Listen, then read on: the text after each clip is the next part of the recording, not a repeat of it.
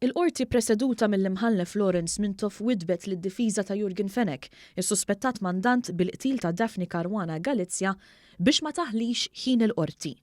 Dan wara li tlieta filgħodu komplet il-kawża kostituzzjonali li fetaħ in-negozjant Jurgen Fenek kontra l-Kummissarju tal-Pulizija għaliex ma jridx li l-kap tal-iskwadra tal-omiċidi, l-Ispettur Keith Arnaud, ikompli jinvestiga l-każ tal-qtil ta' Daphne Caruana Galizia u li wassal għall-arrest tiegħu. Fis-seduta preċedenti Fenek kien xed fil-kawża stess biex l-Ispettur Arnaud ma jkomplix bl-investigazzjoni għaliex skontu għandu rabtiet mill-qrib mal-ex Chief of Staff tal-Prim Ministru Keith Schembri. Iżda fis-seduta ta' tlieta filgħodu li ma ħaditx aktar minn 11-il minuta, l-avukati ta' Jurgen Fenek, Marion Camilleri mill-uffiċċju ta' Franco De Bono u Gianluca Caruana Carin mill-uffiċċju tal-familja De Marco resqu biss biex jixed rappreżentant ta' Jobs Plus.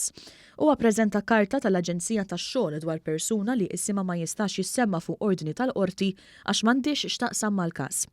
L-avukat Camilleri qalet li dik kienet l-evidenza li kellha għallum.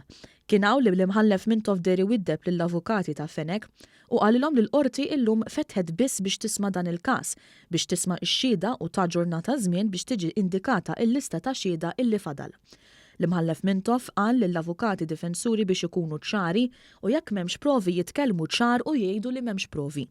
Staqsaw wkoll li l-avukati mill-Uffiċċju tal-Avukat Ġenerali jistgħu jagħmlu l-kontroeżami iżda wieġbu fin-negattiv għaliex ingħad li ma kinux imħejjija għal dan.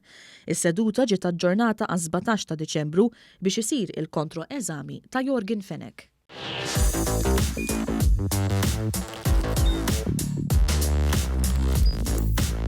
Idħol fuq one.com.mt u hemmhekk tista' tara l-programmi kollha li jxandru fuq One permezz ta' One Play.